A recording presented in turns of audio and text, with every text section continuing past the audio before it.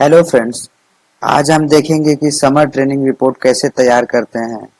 यदि आप डिप्लोमा के छात्र हैं तो इस समय आप समर ट्रेनिंग किए होंगे और उसके बाद आपको कॉलेज में एडमिशन के वक्त समर ट्रेनिंग का जो सर्टिफिकेट के साथ आपको सबमिट करना होता है और एक आपको ट्रेनिंग रिपोर्ट भी बनाना होता है कि आपने कहाँ से ट्रेनिंग किया है और किस चीज़ पे किया है और क्या डिवीज़न उसका रहा। तो उस चीज़ को तैयार करने के लिए आज हम देखेंगे कि रिपोर्ट कैसे तैयार की जाती है। तो हम देखते हैं कि यहाँ पे जो हमने लिखा है, एक हमने रिपोर्ट लिया हुआ है, इसको हम बता रहे हैं।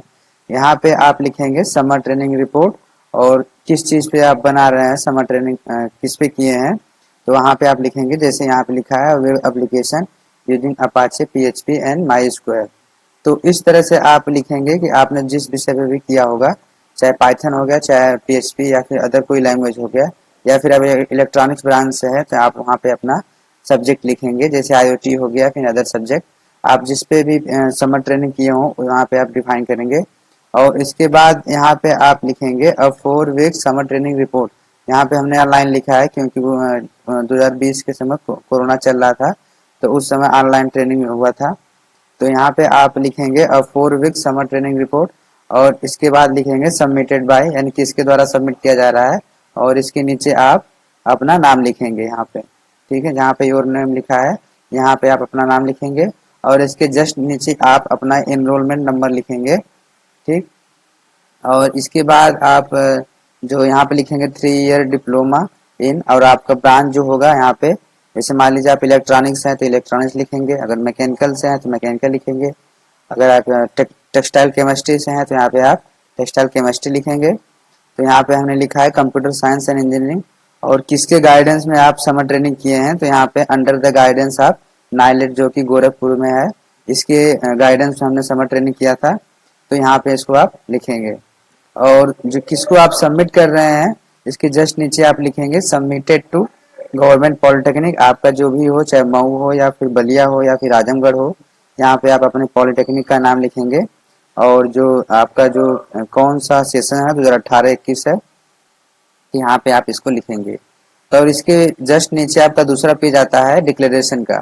तो यहाँ पे आप जो डिक्लेरेशन में आप ये डिफाइन करेंगे कि I hereby that I have completed my 4 week summer training at NIELIT Gorakhpur from, जो डेट होगा और इस ठीक है।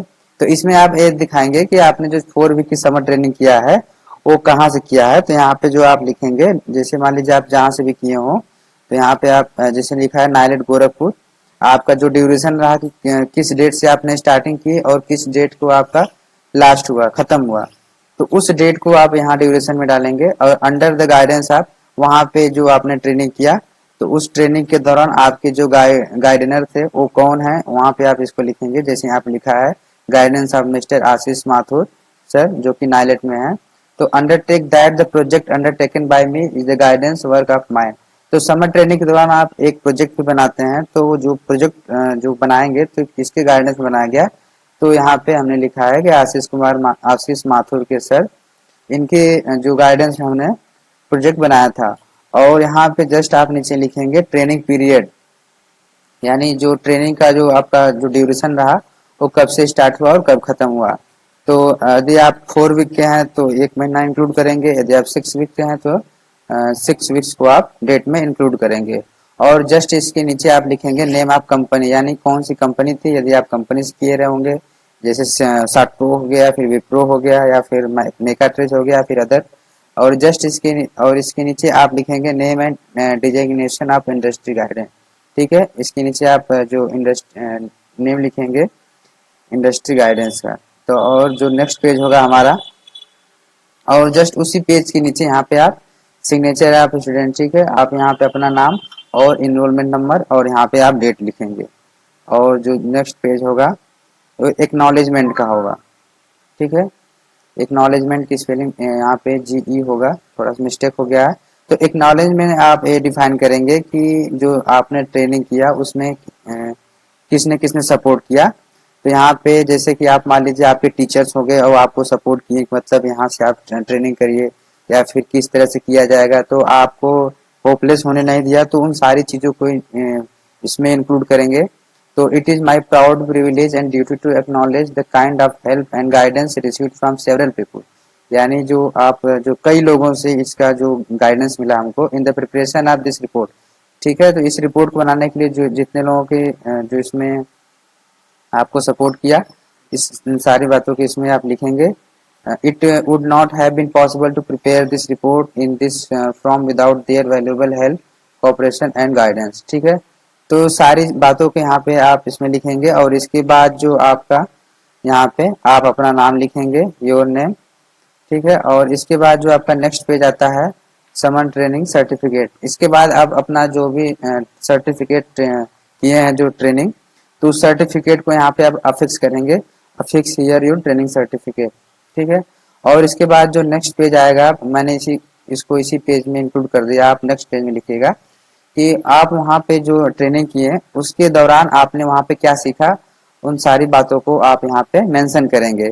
तो skills and knowledge that I have acquired during training, तो ट्रेनिंग के दौरान आपने क्या क्या वहाँ पे सीखा, जैसे कि टीम भावना हो गया, यानी टीम की जो वर्क होता है, मान लीजिए प्रोजेक्ट बनता है या फिर आप कंपनी में काम करेंगे, तो वहाँ पे टीम के रूप में काम किया जाता है, सिंगल पर्सन नहीं।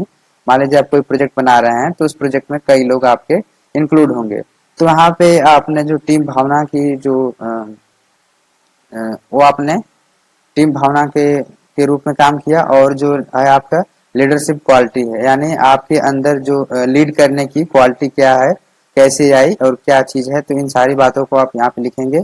और आप टाइम मैनेजमेंट को भी डिफाइन करेंगे कि यानी कि आप टाइम को कैसे मैनेज कर रहे हैं। मान लीजिए कोई काम आधा घंटा में होना है, तो नहीं कि उसको आप 45 मिनट या 1 घंटा तक कर लें, तो उस टाइम के हिसाब से भी यहाँ पे आप डिफाइन करेंगे। और संप्रेषण कौशल यानी कि कम्युनिकेशन स्किल्स, यानी आपके सीनियर या फिर जूनियर हो गए तो उनके बीच में वार्तालाप कैसे करना है, उनसे बिहेव कैसे करना है, तो यहाँ पे आप संप्रेषण कौशल के बारे में भी कुछ पॉइंट को लिखेंगे। और आपका जो व्यवहारिक अनुभव रहा है, जैसे कि आप कॉलेज में पढ़ते होंगे तो थ्योरी चीज को ही पढ़ते होंगे, जब आप ट्रेनिंग पे गए होंगे तो वहाँ पे आपको व्यवहारिक यानी प्रैक्टिकल करके हर चीज दिखाया गया होगा, बताया गया होगा, तो आप वहाँ पे जो आपका प्रैक्टिकल अनुभव रहा उस चीज को आप बताएंगे। और इसके बाद जो है नेक्स्ट है वो आपका सीखने की उत्सुकता है, यानी ईगरनेस टू लर्न, यानी किसी चीज के सीखने के लिए आपके प्रति कितनी उत्सुकता है उस चीज को आप यहाँ पे लिखेंगे। और वास्तविक जीवन का अनुभव यानी जो रियल लाइफ एक्सपीरियंस है उस बात को भी आप अपने रिपोर्ट में इंक्लूड करेंगे। तो इस तरह हमने बताया। और यहाँ पे आप जो भी आप इलेक्ट्रॉनिक्स हो तो आप यहाँ पे अपना कंटेंट लिखेंगे, क्या क्या किए हैं तो उन सारी चीजों को लिखेंगे।